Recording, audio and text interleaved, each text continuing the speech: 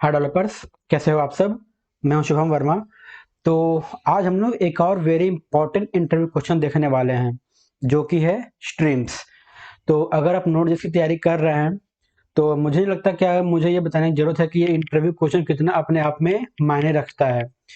अगर आप इंटरव्यू तैयारी कर रहे हैं नोट जेएस की, तो काफी ज्यादा चांस रहता है कि ये इंटरव्यू क्वेश्चन आपसे जरूर पूछा जाए कि नोट जेएस में स्ट्रीम्स क्या होता है और ये कैसे यूज किया जाता है, इसका क्या यूज है। ठीक है, तो आइए देखते हैं कि नोड जेएस में स्ट्रीम्स क्या होता है और हम इसको कैसे यूज करते हैं। अच्छा, वीडियो में आगे बढ़ने से पहले मेरी आपसे एक रिक्वेस्ट रहेगी कि अगर आपको हमारी वीडियो पसंद आ रहा है तो प्लीज़ हमारे वीडियो को लाइक जरूर करें और हमारे चैनल को जरूर सब्सक्राइब कर लें, क्योंकि काफ़ी सारे लोग वीडियो देखते तो हैं बट वो हमारे वीडियो को लाइक नहीं करते हैं और चैनल को सब्सक्राइब भी नहीं करते हैं। तो आपसे रिक्वेस्ट रहेगी कि प्लीज़ अगर आपको हमारी वीडियो पसंद आ रहे हैं तो इसे लाइक जरूर करें और हमारे चैनल को भी जरूर सब्सक्राइब कर लें। ठीक है, तो आइए आगे बढ़ते हैं और देखते हैं नोड जेएस में स्ट्रीम्स क्या होता है।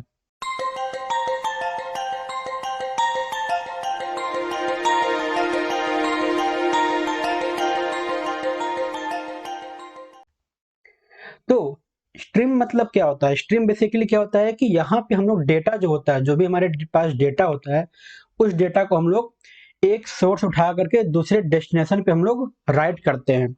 मतलब क्या हुआ कि हमारे पास एक डेटा है, उसको हम लोग उठाते हैं सोर्स से और उसको हम लोग किसी दूसरे डेस्टिनेशन पे हम लोग कंटिन्यू उसको राइट करते रहते हैं। ठीक है, इसी को बोलते हैं स्ट्रीम्स।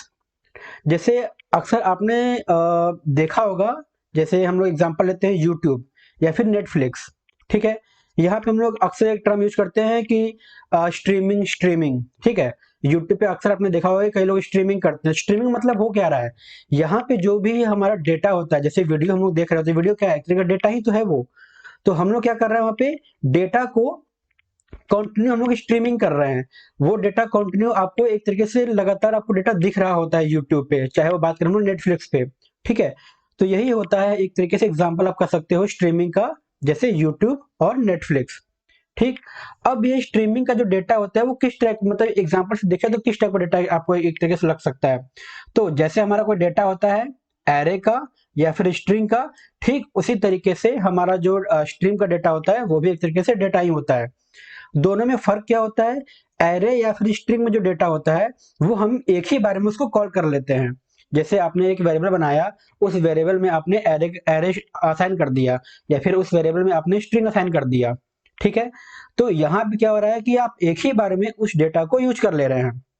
लेकिन स्ट्रीमिंग में क्या होता है कि हम डेटा को चंक बाय चंक यूज करते हैं। मतलब डेटा हमारे पास एक साथ नहीं आता है, वो धीरे धीरे मतलब कह सकते हो कि पीस ऑफ कोड में या फिर पीस ऑफ डेटा जो होता है, डेटा को हम लोग ब्रेक कर देते हैं और धीरे धीरे हम लोग उस डेटा को रीड करते रहते हैं। ठीक, यही होता है हमारा स्ट्रीमिंग। तो यहाँ पे क्या हो रहा है कि डेटा को हम धीरे धीरे रीड करते हैं एक सोर्स से और डेस्टिनेशन पे उसको हम लोग कॉन्टिन्यूसली राइट कर रहे होते हैं। ठीक, तो अब हम लोग जैसे एग्जांपल हमने देखा था यूट्यूब का या फिर आपका नेटफ्लिक्स का, यहाँ पे हम लोग क्या करते हैं, यहाँ पे हम लोग ऐसा तो नहीं है ना कि वीडियो को सीधा डाउनलोड कर लेते हैं या फिर ऑडियो को हम लोग डाउनलोड कर लेते हैं, उसके बाद हम उसको देखते रहते हैं। कंटिन्यूसली क्या होता है यूट्यूब या नेटफ्लिक्स पे हम लोग उसको लगातार देख रहे होते हैं, वो कंटिन्यू स्ट्रीमिंग कर रहा होता है। फिर चाहे आप वीडियो को लाइव देखें या फिर आप उसको बाद में देखें, धीरे धीरे हम लोग उस डेटा को कंटिन्यूसली देख रहे होते हैं। तो यहाँ पे डेटा क्या होता है, धीरे धीरे आपको एक एक करके छोटे छोटे पार्ट में डेटा आपको दिखाई दे रहा होता है, वीडियो आपको दिखाई दे रहा होता है, ऑडियो आपको सुनाई दे रहा होता है। ठीक है, तो यहाँ पे डेटा एक ही बार में नहीं आ रहा है, धीरे धीरे करके आ रहा है, इसी को हम लोग बोलते हैं स्ट्रीम्स। तो यही टर्म हमारा नोड जेएस में भी अप्लाई होता है। यहाँ भी हम लोग डेटा को थोड़े थोड़े आप कह सकते हो कि भाग में या फिर पार्ट में हम लोग उसको रीड कर रहे होते हैं सोर्स से डेस्टिनेशन पे। ठीक है, अभी आपको क्लियर हो गया होगा कि स्ट्रीमिंग क्या होता है, फिर स्ट्रीम्स क्या होता है नोड जेएस में। अब हम लोग देखने वाले हैं स्ट्रीम कितने टाइप्स के होते हैं नोड जेएस में। ठीक है, पहला होता है हमारा रीडेबल। रीडेबल में क्या क्या करते हैं हम लोग, जो भी हम लोग डेटा रीड कर रहे होते हैं किसी सोर्स से, ठीक, वो होता है हमारा रीडेबल। ठीक है, उसके बाद होता है हमारा राइटेबल। राइटेबल मतलब क्या, कि जिस डेस्टिनेशन पे हम डेटा को राइट कर रहे होते हैं वो होता है हमारा राइटेबल। ठीक है, उसके बाद हमारा क्या होता है, डुप्लेक्स। ठीक, डुप्लेक्स में क्या होता है कि हम इसमें क्या होता है, एक साथ दोनों ऑपरेशन परफॉर्म किए जाते हैं, वो रीड भी होता है और राइट भी होता है। ठीक, उसके बाद आता है हमारा ट्रांसफॉर्म।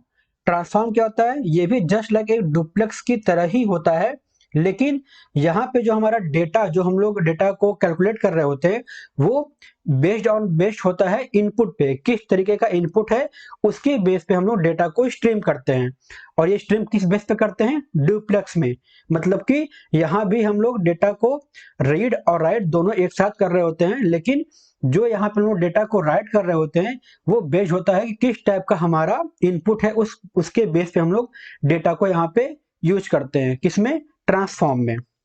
ठीक है, तो आपको क्लियर हो गया हो कि स्ट्रीम्स कितने टाइप्स के होते हैं नोड.जेएस में। ये 4 टाइप्स के होते हैं। पहला रीडेबल, दूसरा राइटेबल, तीसरा ड्यूप्लेक्स, और जो चौथा है वो होता है ट्रांसफॉर्म।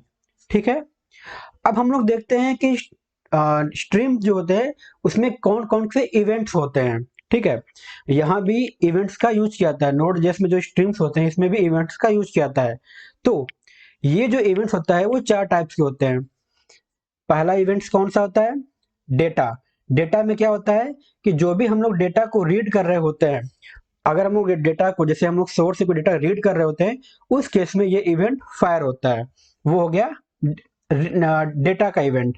ठीक है, उसके बाद अगर हम किसी डेस्टिनेशन पे उसको राइट कर रहे होते हैं, तो ये कंटिन्यू चेक करते रहता है क्या वहां पे कोई डेटा रीड राइट करने के लिए है या फिर नहीं।